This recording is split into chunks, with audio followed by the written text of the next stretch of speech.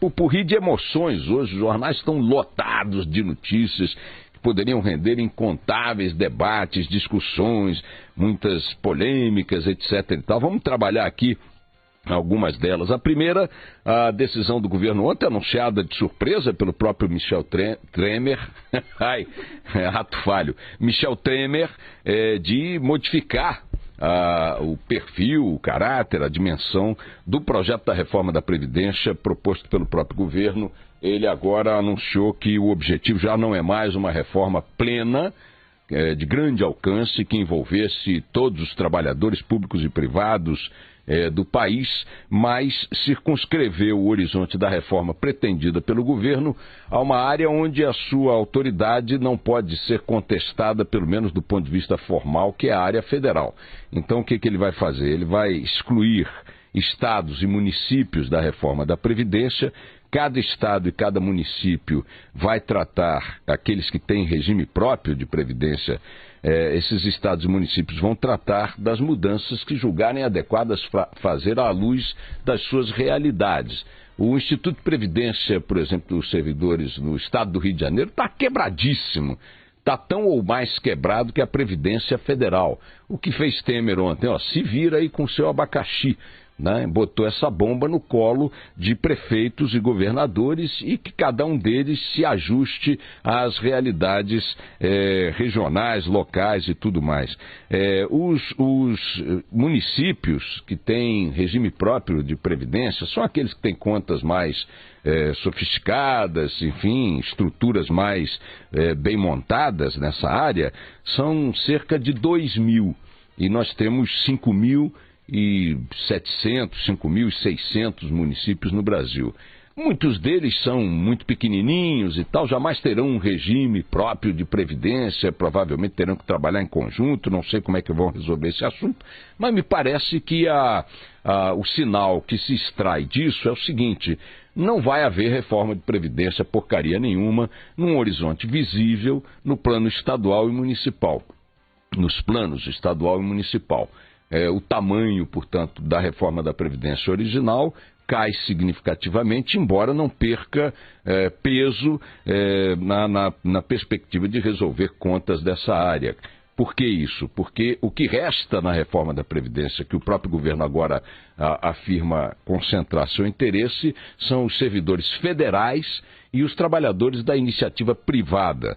Haverá nessa área, continuarão acontecendo as discussões sobre idade mínima, regras de transição e tudo mais, mas as pressões populares tendem a diminuir, as resistências dentro do Congresso tendem a diminuir, porque saem do cardápio do Planalto, por exemplo, categorias como professores estaduais e municipais, policiais e outros servidores, milhões e milhões de servidores que deixam de entrar no foco, na linha de tiro da reforma da Previdência pretendida pelo governo federal.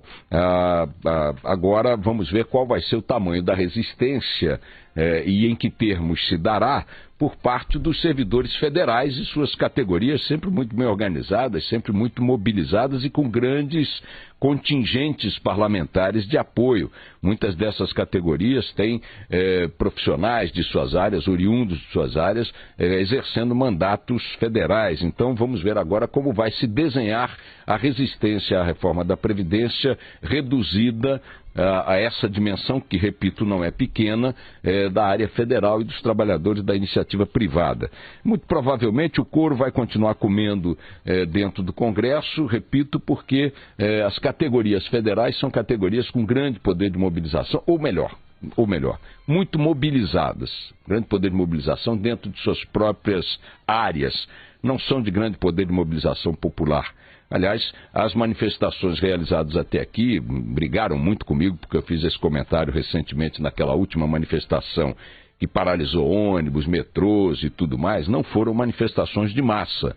A de São Paulo, à noite, na Avenida Paulista, teve uma adesão maior, lá onde Lula fez um discurso, etc. e tal. Mas se você analisar do ponto de vista nacional, especialmente no período da manhã, aquele movimento nacional, aquela paralisação nacional, não foi paralisação nacional, foi uma imobilização nacional pela impossibilidade que as populações tiveram de se deslocar em função de greve de metrô, greve de ônibus, greve de trem e tudo mais. Foi uma mobilização predominantemente de servidores públicos, isso ficou claro, é indiscutível, e que não teve espontaneamente adesão de massa.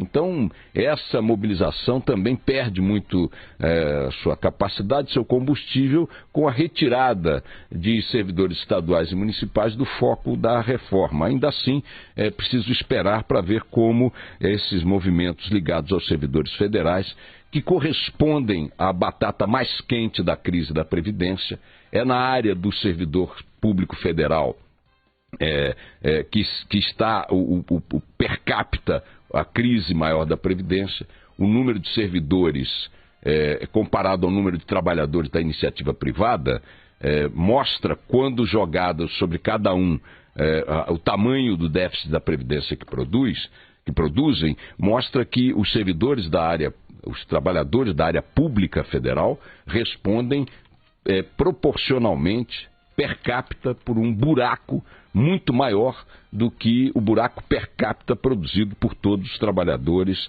ou pelos trabalhadores da iniciativa privada. Vamos agora, portanto, ver como é que a reforma da Previdência vai caminhar e se vai caminhar. Até agora, a reforma da Previdência, considerada no seu desenho original, deu mais passos. Eu não estou apoiando esse desenho, por favor, longe de mim, até por falta de elementos que me deem garantia para analisá-lo tecnicamente, mas o fato é que o projeto original do governo, apresentado por Temer, defendido por seus ministros como tábua de salvação nacional, defendido como essencial para o país voltar para os trilhos, blá, blá, blá, blá, blá, esse projeto até agora caminhou para trás, considerando o que ele era na concepção do governo. É ruim que ele caminhe para trás, que ele se ajuste às pressões e nuances daqui. Não é, necessariamente não é. Mas o fato é que o projeto original do governo tem colhido até agora recuos e fracassos. Vamos ver do que sobrou, o que consegue ser consumado pelas forças que apoiam esse mesmo governo no Congresso Nacional. A outra notícia diz respeito aí à Operação Carne Fraca. Ontem, a Polícia Federal e o Ministério da Agricultura soltaram uma nota conjunta em que, com o endosso, repito, da Polícia Federal, circunscreve a dimensão do problema levantado pela carne fraca a um universo específico de frigoríficos e de ações de alguns fiscais do Ministério da Agricultura, da área sanitária e tal, na questão relacionada à qualidade da carne exportada e consumida por nós brasileiros. Essa iniciativa da Polícia Federal, da direção da Polícia Federal, que é uma direção oriunda ainda da gestão Dilma, não temos ali uma gestão nomeada pelo governo Temer, é importante chamar atenção para isso. Foi uma ação que ajudou o discurso do Ministério da Agricultura e do próprio governo no sentido de dar uma dimensão menor do que aquela que se percebeu na entrevista coletiva de sexta-feira passada, quando a operação foi anunciada pelo delegado responsável por ela. O que resultou daquela entrevista coletiva foi a percepção de que todo o setor da agropecuária brasileira, da indústria de exportação e de venda de carnes, processamento de carnes no Brasil, que é o maior exportador mundial de proteína animal, estava dominado por fraudes, dominado por crimes. E isso teve a repercussão que todos acompanhamos até agora, que continua repercutindo. Países continuam aderindo à lista de restrições ou de suspensão de importações brasileiras. E agora, com essa nota de ontem do governo, que bateu na mesma tecla, a coisa não é tão grande, a dimensão não foi essa, foi dado um caráter excessivo, espetaculoso, a divulgação e tal. Agora, com o endosso da própria Polícia Federal a essa abordagem, a nota da Polícia Federal e do Ministério da Agricultura ontem diz que a investigação se circunscreve aos casos de corrupção apontados e que, textualmente, diz a nota, com o endosso da Polícia Federal, é importante chamar atenção para isso, e que a questão do controle sanitário do Brasil garante a qualidade do produto consumido aqui e exportado. Agora, supõe-se que os movimentos feitos pelo governo através do Itamaraty e dos ministérios da área econômica, junto às embaixadas e aos países importadores, produza alguns recuos nessas restrições. É bem provável que com esse tipo de movimento, os países importadores tenham um pouco mais elementos para avaliar a qualidade da carne e voltar a comprar, etc. e tal. Essa é a expectativa do governo. Resta, portanto, da operação de sexta-feira, da carne fraca, a discussão sobre a forma como ela foi tornada pública, né? Eu venho ponderando aqui desde o primeiro dia que não vou aqui desconfiar da intenção da operação, porque eu não tenho dúvidas de que corrupção há e não é pequena no Ministério da Agricultura, inclusive nesse setor. Imagina, há corrupção na área pública brasileira, no guarda da esquina. Se você for pegar um carimbo no Detran de sua cidade, tem corrupção. Se você for tentar uma vacinação aqui ao calar, de vez em quando tem gente vendendo vacina, não haveria corrupção num setor que movimenta bilhões de dólares por ano e que envolve fiscalização de governo em várias instâncias. Então, claro que tem. A questão estava, como eu disse lá desde o início, em dar a dimensão adequada à questão. Qual é o tamanho dessa corrupção? E no que ela interfere de fato nesse mercado como um todo. Com este movimento de ontem, a Polícia Federal, na sua direção, foi lá e disse: olha, a coisa está aqui nesse campo aqui, nesse universo colocado. Não é uma coisa que contamine todo esse mercado. É o que a própria Polícia Federal afirmou ontem por sua direção, repito, oriunda do governo Dilma. Não é uma direção nomeada pelo governo Temer.